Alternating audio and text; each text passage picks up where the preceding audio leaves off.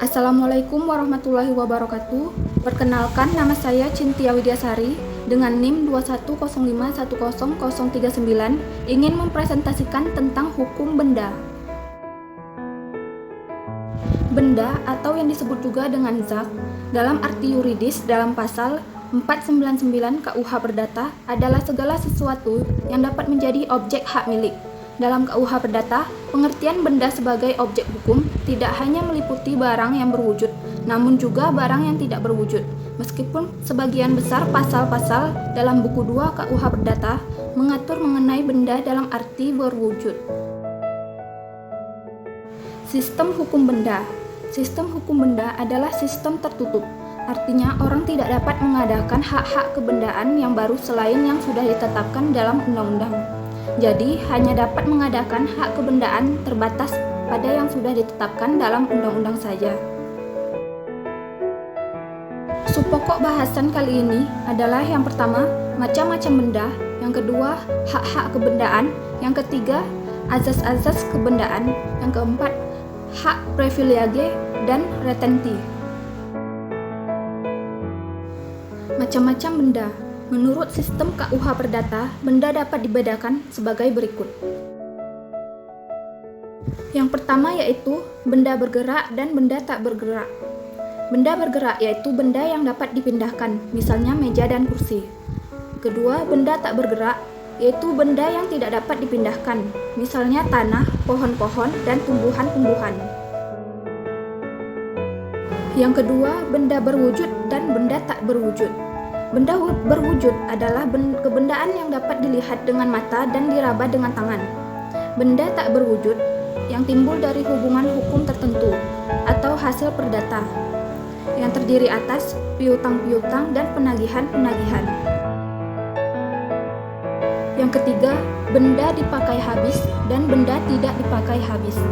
Yang pertama, benda habis pakai merupakan perjanjian yang objeknya benda dipakai habis apabila dibatalkan akan mengalami kesulitan dalam pemulihan pada keadaan semula. Yang kedua, benda tidak dipakai habis adalah perjanjian yang objeknya benda habis pakai apabila dibatalkan tidak begitu mengalami kesulitan pemulihan dalam keadaan semula karena bendanya masih ada dan dapat diserahkan kembali. Contohnya, jual beli televisi, kendaraan bermotor, dan emas. Yang keempat, benda yang sudah ada dan benda yang akan ada. Benda yang sudah ada yaitu benda yang pada saat itu sudah ada, tapi bagi orang-orang tertentu belum ada. Misalnya, barang-barang yang sudah dibeli namun belum diterima. Arti penting benda ini terletak pada pembebanan sebagai jaminan hutang atau pada pelaksanaan perjanjian. Benda yang sudah ada dapat dijadikan jaminan hutang dan perjanjian objeknya benda yang akan ada dapat menjadi batal jika pemenuhannya tidak mungkin dilaksanakan sama sekali. Subpokok bahasan yang kedua yaitu hak-hak kebendaan. Hak kebendaan adalah suatu hak yang memberi kekuasaan langsung atas suatu benda yang dapat dipertahankan terhadap tiap orang. Hak-hak kebendaan yang diatur dalam buku 2 KUH Perdata yaitu dibagi menjadi dua. Yang pertama, hak-hak kebendaan yang bersifat memberi kenikmatan. Yang kedua, hak-hak kebendaan yang bersifat memberi jaminan. Subpokok bahasan yang ketiga yaitu asas-asas kebendaan. Yang pertama, asas individualitas, yaitu objek kebendaan selalu benda tertentu atau dapat ditentukan secara individual yang merupakan kesatuan. Yang kedua, asas totalitas, yaitu hak kebendaan terletak di atas seluruh objeknya sebagai satu kesatuan. Yang ketiga, asas tidak dapat dipisahkan, yaitu orang yang berhak tidak boleh memindah tangankan sebagian dari kekuasaan yang termasuk hak kebendaan yang ada padanya. Yang keempat, asas publisitas, yaitu hak kebendaan atas benda tidak bergerak diumumkan dan didaftarkan dalam register umum. Yang kelima, asas spesialitas, dalam lembaga hak kepemilikan hak atas tanah secara individual harus ditunjukkan dengan jelas wujud, batas letak, luas tanah. Yang keenam, asas hak mengikuti, yaitu benda itu terus-menerus mengikuti bendanya dimanapun juga. Yang ketujuh, asas pelekatan. Suatu benda biasanya terdiri atas bagian-bagian yang melekat menjadi satu dengan benda pokok. Yang kedelapan, asas Zacherlich Akti adalah hak untuk menggugat apabila terjadi gangguan atas hak tersebut.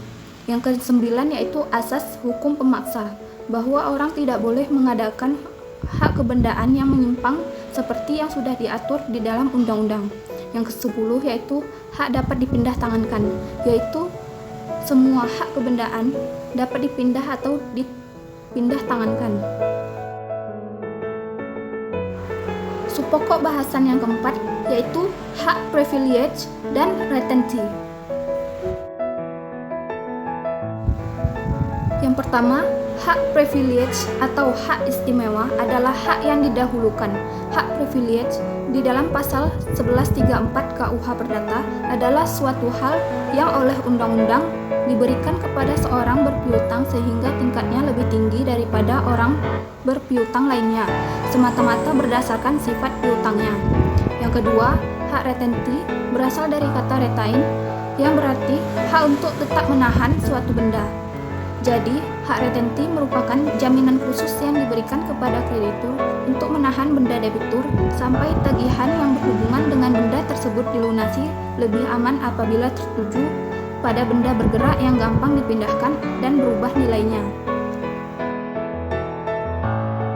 Sekian presentasi saya mengenai hukum benda.